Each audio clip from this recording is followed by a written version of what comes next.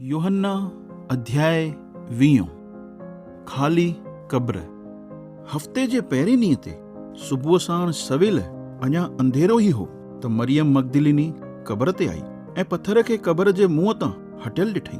इहो ॾिसी मरियम उतां डुक पाए करे शमौन पतरस ऐं उन ॿिए चेले वटि वई जंहिंसां यीशु प्यार कंदो हो ऐं उन्हनि खे चयईं, उहे प्रभुअ खे कब्र मां कढी करे खणी विया आहिनि ऐं असांखे ख़बर कोन्हे कि उन्हनि प्रभुअ खे किथे रखियो आहे। इहो ॿुधी पतरस ऐं उहो ॿियो चेलो कब्र ॾांहुं वञण लाइ निकिता।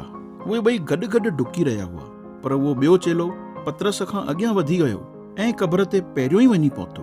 उहो झुकी करे कब्र जे अंदरि ॾिसण लॻो, पर त बि कब्र जे अंदरि न वियो। उन कब्र जे अंदरि कफ़न खे ॾिठई।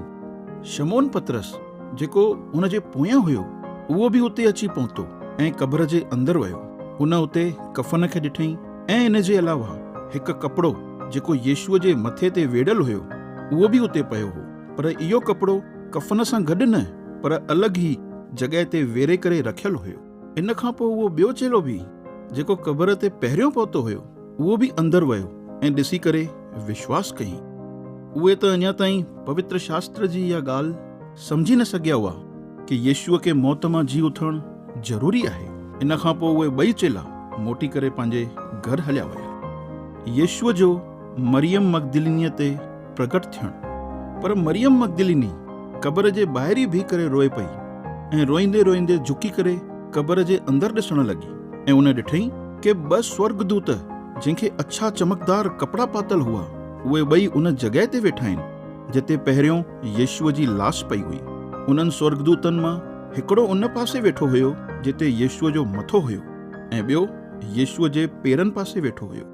उन्हनि मरियम खे चयो, हे नारी, तूं छो थी रोईं? इन ते मरियम उन्हनि खे चयईं, उहे मुंहिंजे प्रभुअ खे खणी विया आहिनि ऐं मूंखे ख़बर कोन्हे कि हुन खे किथे रखियो अथऊं।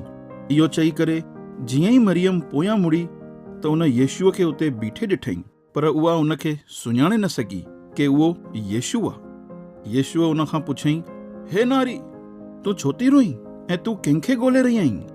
मरियम हुन खे माली सम्झी करे ईअं चयईंसि, साईं, अगरि तूं प्रभुअ जी लाश खे खयो अथई त मूंखे ॿुधाए कि तूं उन खे किथे रखियो अथई ताकि मां हुन खे खणी वञा। इन ते यीशुअ उन खे चयईंसि, हे मरियम। उन पोयां मुड़ी करे इब्रानी भाषा में चयईं, रबूनी। इन जो मतिलबु आहे, हे गुरु।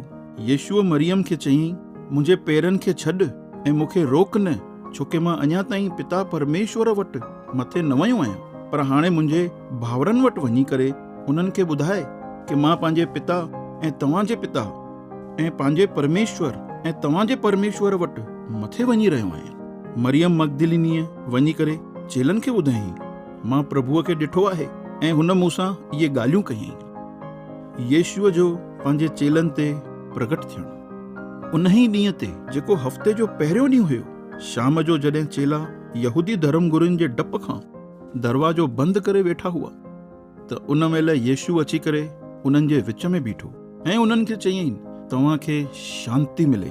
इहो चई करे यीशुअ उन्हनि खे पंहिंजो हथ ऐं पंहिंजी पसली ॾेखारियईं।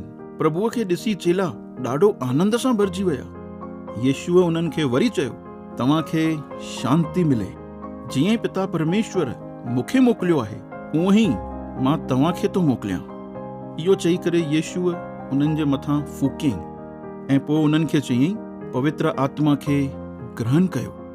जंहिं माण्हुनि जा पाप तव्हां माफ़ कंदव उन्हनि जा पाप माफ़ कया वेंदा, पर जंहिं माण्हुनि जा पाप तव्हां माफ़ न कंदव त उन्हनि जा पाप माफ़ न कया वेंदा। यीशुअ जो थोमा खे ॾिसण अचणु।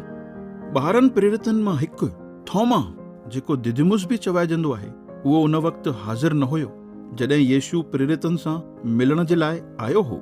पोइ जॾहिं ॿियनि चेलनि थोमा खे इहा ॻाल्हि ॿुधाई कि असां प्रभुअ खे ॾिठो आहे त इन ते थोमा उन्हनि खे ईअं चवणु लॻो कि जेसिताईं मां प्रभुअ जे हथनि में किलियुनि जे द्वारा थियल टुंग न ॾिसी वठंदुमि ऐं उन टुंगनि में पंहिंजी आङुर न विझंदुमि ऐं उन जी पसलीअ में पंहिंजो हथु न विझंदुमि, तेसिताईं मां विश्वास न कंदुमि। 8 ॾींहंनि खां पोइ चेला वरी हिकु घर जे अंदरि इकट्ठा वेठा हुआ ऐं इन वक़्तु थोमा बि उन्हनि सां गॾु हुयो। उन वक़्तु भले ई दरवाजो बंदि हुयो, पर तंहिं हूंदे बि यीशु उन्हनि जे विच में अची बीठो ऐं संदन खे चयईं, तव्हांखे शांती मिले।